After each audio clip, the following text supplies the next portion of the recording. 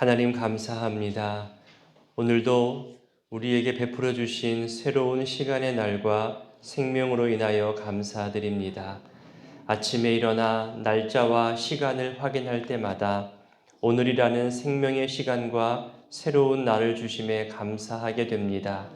어떤 이들에게는 시간이 더디 가기를 바랄 수도 있고 또 어떤 이들에게는 시간이 빨리 지나가기를 바랄 수도 있을 텐데 저마다의 상황은 달라도 시간과 날짜라는 모두에게 동일하고도 공평하게 허락하시는 하나님의 은혜에 감사드립니다.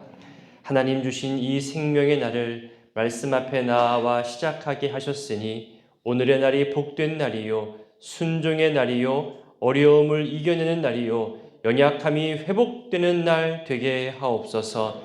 우리가 힘든 상황을 맞게 될 때에 또 원치 않는 어려움과 생각지도 못한 괴로움을 경험하게 될 때에 가장 먼저 생각나는 것이 우리 하나님의 손길이 되기를 원합니다.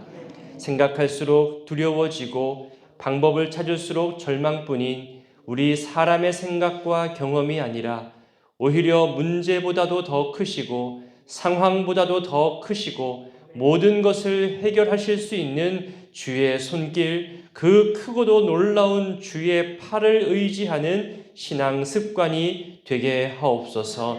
방금 부른 찬송의 가사처럼 마음이 두렵고 떨릴 때에, 실망하고 낙담할 때에 주의 친절하고도 따뜻한 팔에 안기어 마음의 평안을 누리게 하시고 겁과 두려움이 사라지고 하나님께서 친히 보여주실 일들을 기대하게 되는 이 신비를 경험케 하옵소서.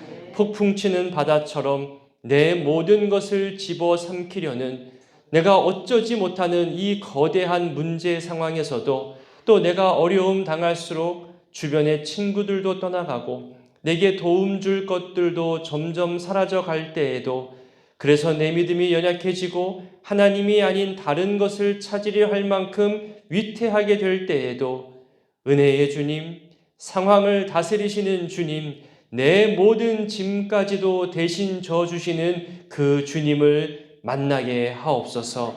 하나님의 계획과 섭리 속에서 겪는 어려움이라면 분명 때가 되어 해결해 주시고 이전보다 더 크게 성장하고 성숙한 모습으로 나를 변화시켜 가시는 하나님을 경험할 줄 소망하오니 우리에게 두려워하지 말라고, 겁내지 말라고, 내가 너와 함께 하겠다는 그 말씀들이 우리 귓가와 심령 깊은 곳까지 들려지게 하시고 자리 잡게 하여 주옵소서.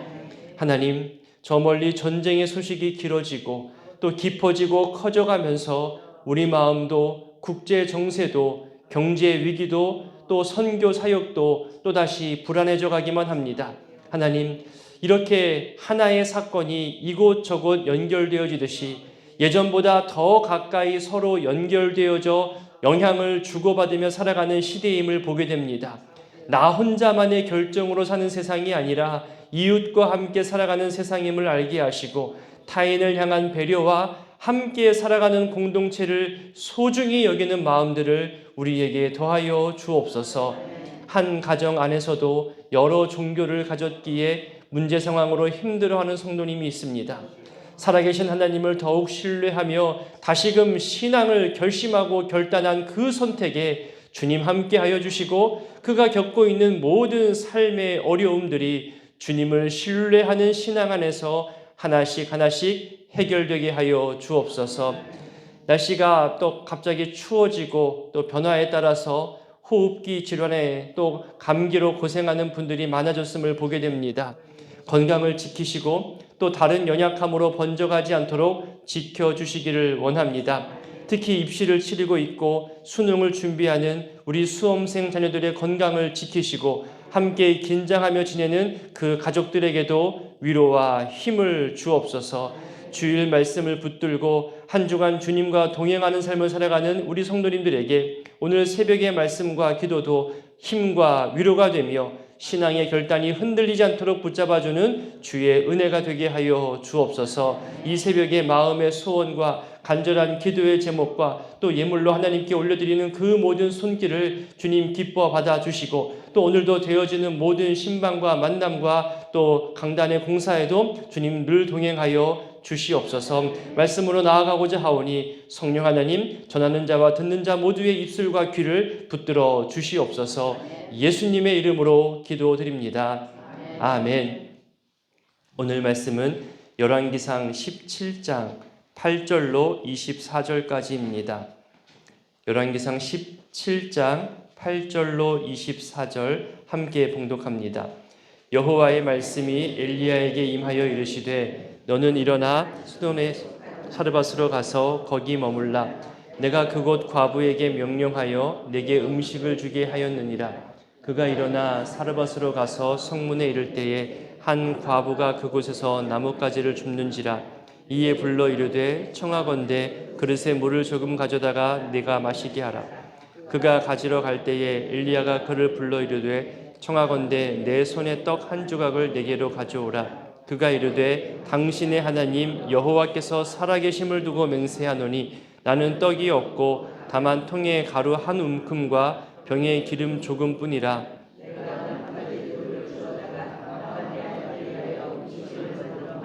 그 후에는 죽으리라. 엘리야가 그에게 이르되 두려워하지 말고 가서 내 말대로 하려니와 그것으로 나를 위하여 작은 떡 한 개를 만들어 내게로 가져오고 그 후에 너와 내 아들을 위하여 만들라. 이스라엘의 하나님 여호와의 말씀이 나 여호와가 비를 지면에 내리는 날까지 그 통에 가루가 떨어지지 아니하고 그 병에 기름이 없어지지 아니하리라 하셨느니라. 그가 가서 엘리야의 말대로 하였더니 그와 엘리야와 그의 식구가 여러 날 먹었으나 여호와께서 엘리야를 통하여 하신 말씀같이 통에 가루가 떨어지지 아니하고 병에 기름이 없어지지 아니하니라. 이 일 후에 그 집 주인 되는 여인의 아들이 병들어 증세가 심히 위중하다가 숨이 끊어진지라. 여인이 엘리야에게 이르되 하나님의 사람이여 당신이 나와 더불어 무슨 상관이 있기로 내 죄를 생각나게 하고 또 내 아들을 죽게 하려고 내게 오셨나이까.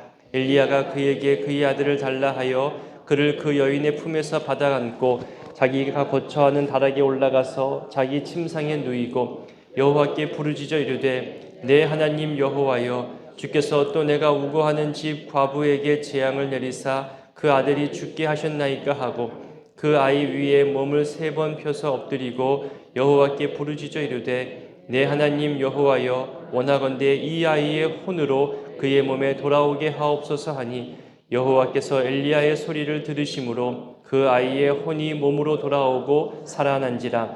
엘리야가 그 아이를 안고 다락에서 방으로 내려가서 그의 어머니에게 주며 이르되 보라 내 아들이 살아났느니라. 여인이 엘리야에게 이르되 내가 이제야 당신은 하나님의 사람이요 당신의 입에 있는 여호와의 말씀이 진실한 줄 아노라 하니라. 아멘. 오늘 본문은 시돈 땅에 있는 사르밧 과부가 어려움 중에도 엘리야를 대접하였고 또 가루와 기름이 떨어지지 않았다는 그 축복을 누렸다는 내용, 그리고 그 과부의 아들이 숨이 끊어졌을 때에 엘리야를 통하여서 다시 살아나게 되는 기적과도 같은 일에 대해서 이야기하는 내용들입니다. 어제 본문에서는 엘리야로 하여금 아합에게 하나님의 재앙을 선포하게 하셨습니다. 그러면서 동시에 그릿 시냇가로 도망하게 하시고 피난처를 삼게 하셨죠. 그리고 까마귀를 통해서 먹을 것을 공급해 주시는 것으로 하나님의 보호하심을 나타내 보여주셨습니다. 그리고 그 시냇가로 인도하신 하나님 말씀이 이제 8절에서 오늘 본문 8절에서 다시 엘리야에게 임하죠. 또 다른 곳으로 인도해 주시는 것으로 오늘 본문 내용이 시작하는 겁니다. 9절에 보면 다음 이동할 장소가 언급됩니다. 시돈 땅이죠. 시돈은 우상 숭배의 땅이었습니다. 수많은 선지자들이 시돈의 멸망에 대해서 참 많이 예언하기도 했습니다. 이사야도 예언했고요. 예레미야도, 에스겔도, 요엘도 이런 선지자들이 시돈이 멸망할 것이라고 말하였고 실제 시돈은 멸망하였습니다. 지금 엘리야가 살던 시대의 시돈은 이세벨의 부친이 다스리던 지역입니다. 그러니까 이세벨의 고향이라고 할 수 있겠지요. 우상을 싫어하는 엘리야였기 때문에 어쩌면 엘리야는 이곳에 가고 싶지 않을 수도 있었을 겁니다. 하지만 말씀에 순종해서 이 이세벨의 고향으로 이동합니다. 아합이나 이세벨이 지금 엘리야를 찾고자 하고 있잖아요. 그런데 우상을 싫어하는 엘리야가 설마 시돈으로 갈 것이라고는 생각하지 못했을 겁니다. 그렇게 하나님은 세심히 엘리야를 이동시키면서 보호하시고 숨겨주고 있는 겁니다. 이해할 수 없는 방법과 시간과 장소가 우리에게 주어질 때 있습니다. 이렇게 시간이 지나고 나면 또 전체 사건을 보면 하나님께서는 늘 나를 위해서 인도해 주셨습니다. 지금은 고통스럽고 왜 이런 일이 나에게 닥치는지, 왜 나를 이 길로 인도하시는지 전혀 알 수 없지만 가만히 보면 모두가 다 하나님의 보호하심이고 나를 위한 인도하셨음임을 우리는 고백하게 됩니다. 9절에 이어지는 내용은 그곳 과부에게 이미 명령을 하셨다고 말합니다. 이것은 앞서 까마귀의 본능을 넘어서서 엘리야에게 음식을 가져다 준 그 까마귀 사건처럼 하나님의 역사하심으로 이해할 수 있습니다. 그리고 여기에 등장하는 과부 역시 또 성경 전체에 나오는 과부들 역시 늘 연약한 존재입니다. 대부분 남편이 먼저 죽게 되고 사회적으로 경제적으로 아주 열악한 환경에 처해 있는 사람들이죠. 이들을 보호하고 이들을 돕고 챙기라는 그런 율법이 출애굽기에도 나오고 신명기에도 나옵니다. 하지만 이방 여인인 이 사르밧 과부는 아이까지 있기 때문에 그 율법에서 배려하고 또 존중해주는 그 문화 속에서 더욱더 벗어나 있습니다. 더 극심한 절망의 상황에 처해 있는 여인의 삶임을 우린 짐작할 수 있지요.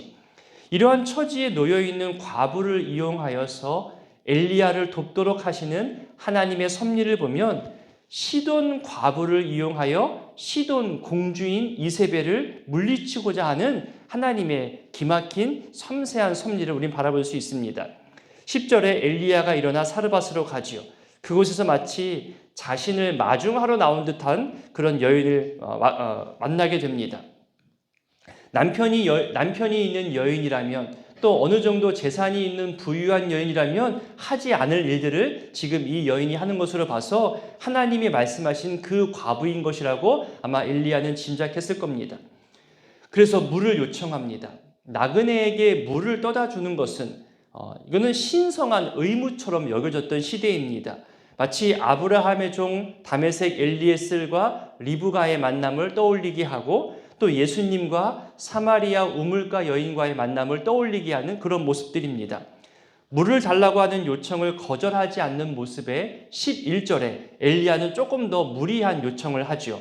지금 이 지역 전체에 가뭄이 심하게 있기 때문에 먹을 것이 부족했을 것인데 더군다나 가난한 여인이라면 더욱더 부족했을 것인데 그럼에도 엘리야가 떡 한 조각을 요청합니다. 사정이 뻔한 과부에게 이 가뭄 속에서 떡 한 조각을 요청하는 것은 어쩌면 좀 무례일 수 있습니다. 그럼에도 하나님께서 준비한 과부가 맞다면 분명 이 요청을 들어주리라 생각하고 무례하지만 요청을 한 것이겠죠.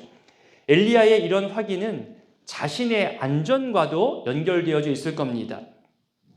분명 어느 정도의 시간을 함께 보내게 된다면 자신이 하나님의 선지자인 것을 분명히 알게 될 것이고 더 나아가 아합과 이세벨이 자신을 찾고 있다는 것까지도 아마 이 여인은 알게 될 것입니다. 그래서 엘리야의 입장에서도 하나님이 보내주신 사람이 맞는지 자기 안전을 위해서라도 이 여인에 대해서 확인해 볼 필요가 있었을 겁니다. 12절에 이 과부가 엘리야를 향하여서 당신의 하나님 여호와라는 표현을 썼습니다.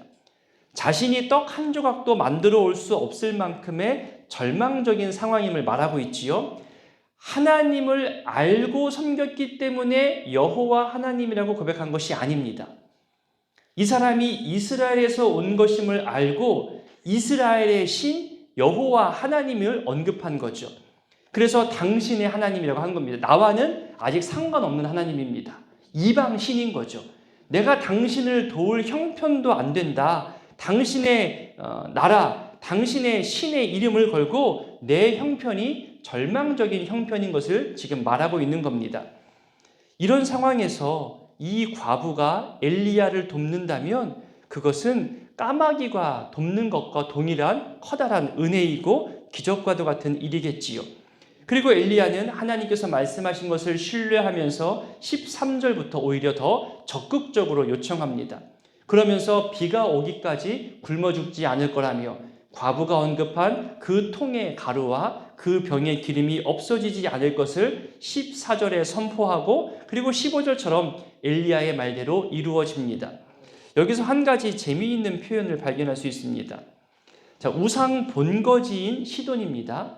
그리고 이 시돈의 불신앙과 우상 숭배를 다루고 또 북이스라엘의 불신앙을 다루면서 하나님은 이 본문을 통해 그리고 엘리야를 통하여서 하나님의 살아계심을 지금 말하고 있는 겁니다. 어제 본문에서도 1절을 볼까요? 어제 본문 1절을 보면요, 이스라엘의 하나님 여호와께서 살아계심을 두고 맹세하노니, 살아계신 하나님을 언급했어요. 불신앙과 하나님이 없다 하는 우상숭배를 가리키는 그 지역에 하나님의 살아계심을 지금 언급하고 있는 겁니다. 그러면서 어제 본문 오늘 이 17장 1절이 시작했죠. 그리고 이 여인의 입술을 통해서도 말하기를 당신의 하나님 여호와께서 살아계심을 두고 맹세하노니, 이렇게 같은 표현으로 언급하고 있습니다. 내일도 이 표현이 나옵니다. 계속해서 이스라엘의 하나님이라는 표현이 엘리야의 사역 가운데 등장하게 될 겁니다. 이 과부가 엘리야에게 답한 내용 중에 이 과부의 사정이 극심한 절망의 상황이고 정말 한 움큼의 적은 양으로 음식을 만들어 먹고 나면 더 이상 이 가뭄의 상황에서는 먹을 방법이 없기 때문에 죽을 수밖에 없다. 이제 죽음밖에 남지 않았다. 그것을 말하고 있는 거잖아요. 결국 엘리야가 요구하는 것, 그리고 이 여인이 엘리야를 위해서 내어놓는 것은 그 마지막 남은 생명의 것을 내어놓는 겁니다. 이거 먹고 죽을 날을 기다린다고 했었잖아요. 그러니 내 마지막 모든 것을 다 내어놓았다는 것을 의미합니다. 자식을 두고 있는 여인에게 나는 둘째 치더라도 그 자식에게 돌아갈 그 마지막 것까지 내어놓았다는 것은요, 절망과 생사의 갈림길에서도 하나님 붙잡은 사람에게 하나님께서 어떻게 갚아주시는지를 보여주고 있는 본문입니다. 힘들어도 지쳐도 아무도 알아봐주지 않는 것 같은 그런 허탈감과 괴로움이 앞선다 하더라도 하나님과의 연결된 것을 끊어버리면 그 연결을 통해서 오는 축복마저도 끊어지게 되는 겁니다. 이것을 우리에게 지금 교훈하고 계십니다. 내가 힘들어서, 내가 괴로워서, 내가 너무나 지쳐서 무언가를 끊어버리고 내려놓으면 좀 더 편해지겠지, 보통 그런 생각을 할 겁니다. 맞습니다. 맨 처음 당분간은 무거운 짐을 내려놓으면 그런 느낌을 갖게 될 것입니다. 하지만 결국 자신은 또 다른 어려움들을 겪게 됩니다. 내 무거운 짐이 내려진 그 자리에 또 다른 무거운 짐이 오게 되는 것이 당연한 겁니다. 그러면 그런 어려움들을 겪을 때 이런 생각을 하지요. 아, 그때 그거 내려놓지 말걸, 더 감당해 볼걸, 더 지속해 볼걸, 그런 아쉬움들이 생각납니다. 그러니 지금 절망과 갈등과 어려움 속에서 무언가 하나님과 연결되어진 것을 끊어버리거나 하나님께 섬기는 것을 중단하고자 그런 결정을 내려야 하는 상황이라면 하나님과 연결된 것은 정말 신중하게 고려해 보시기를 바랍니다. 그거 끊어졌다고 다른 거 편한 것 없습니다. 오히려 더 어려움만 가중되는 겁니다. 오히려 하나님과 연결된 것을 지켜나갈 때에 다른 것이 정리되어지고 가볍게 되어지는 참 놀라운 신비스러운 일들을 경험하게 됩니다.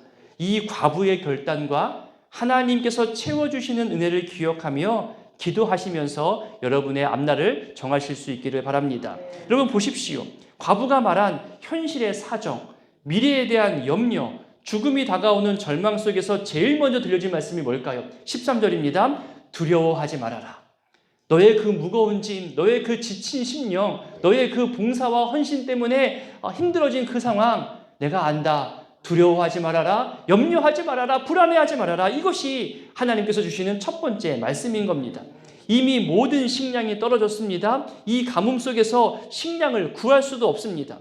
더 이상 삶을 살아갈 수 있는 물질도 없고 희망도 없습니다. 설사 물질이 있어도 먹을 음식이 없지요.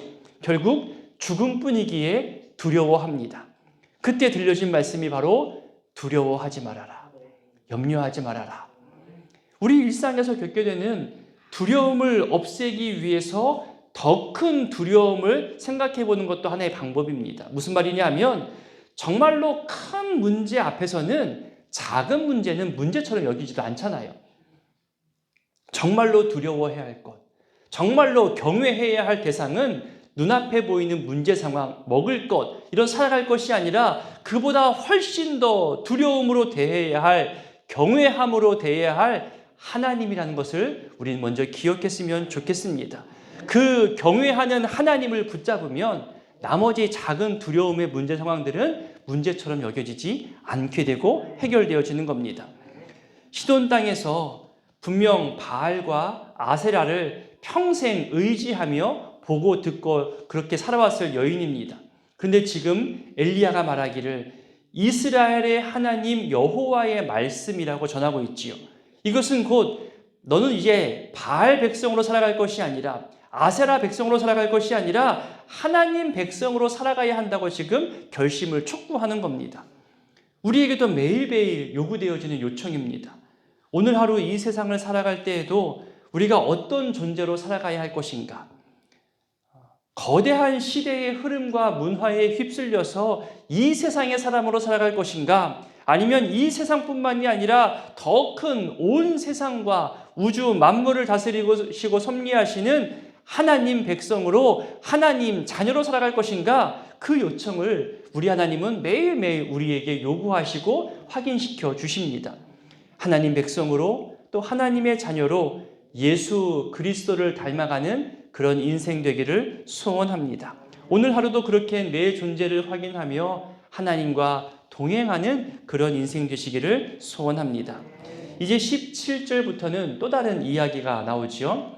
지금까지는 은혜로운 간증과도 같은 이야기입니다. 그런데 갑자기 이 여인의 아들이 병들어 앓다가 죽게 됩니다. 절망 중에 절망이지요. 앞서 주신 은혜와 축복은 더 이상 축복으로 여겨지지 않을 만큼 이건 커다란 슬픔이고 절망입니다. 그 절망 앞에 지금까지 그녀가 가지고 있는 신앙관이 그대로 드러납니다. 여러분, 정말 큰 절망 앞에 신앙이 드러납니다. 보십시오. 18절에 보니까 나와 무슨 상관이기에 내 아들을 죽게 하려고 당신이 나에게 왔느냐고 묻습니다. 여기에 신앙관이 담겨 있는 겁니다. 무슨 말이냐면 우상들이 가지고 있는 특징을 가만히 보면요, 인간을 괴롭게 하고 두렵게 하면서 자신을 섬기게 합니다. 그렇죠. 그래서 이 신들을 달래주고 이 신들의 기분을 맞춰줘야지 비가 내리기도 하고 우리에게 풍요를 준다고 그렇게 우상들을 섬기는 겁니다.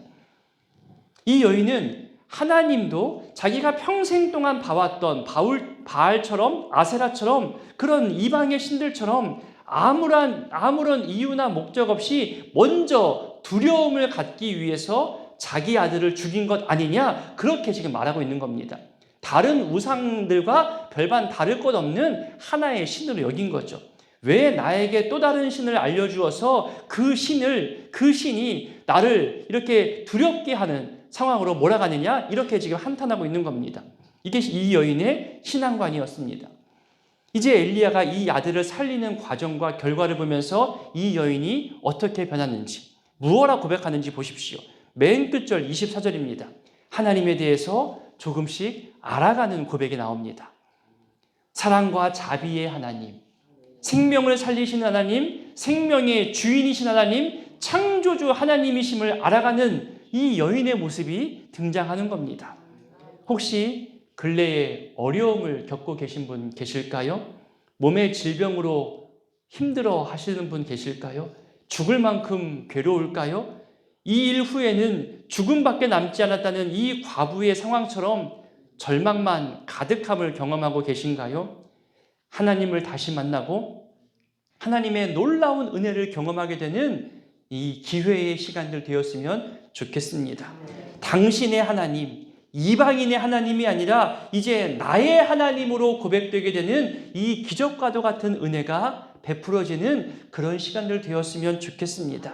그것이 우리뿐만이 아니라 우리 다음 세대들도 어머니, 아버지, 할아버지, 할머니 하나님이 아니라 나의 하나님으로 고백되어져서 이들의 신앙이 평생 견고해져 가게 되기를 오늘 말씀 속에서 또 기도 제목을 발견할 수 있습니다. 오늘의 말씀 속에서 위로를 얻고 힘을 낼 수 있게 되기를 다시 한번 간절히 소원합니다. 함께 주기도문으로 고백합니다. 하늘에 계신 우리 아버지, 아버지의 이름을 거룩하게 하시며 아버지의 나라가 오게 하시며 아버지의 뜻이 하늘에서와 같이 땅에서도 이루어지게 하소서. 오늘 우리에게 일용할 양식을 주시고 우리가 우리에게 잘못한 사람을 용서하여 준 것 같이 우리 죄를 용서하여 주시고 우리를 시험에 빠지지 않게 하시고 악에서 구하소서. 나라와 권능과 영광이 영원히 아버지의 것입니다. 아멘.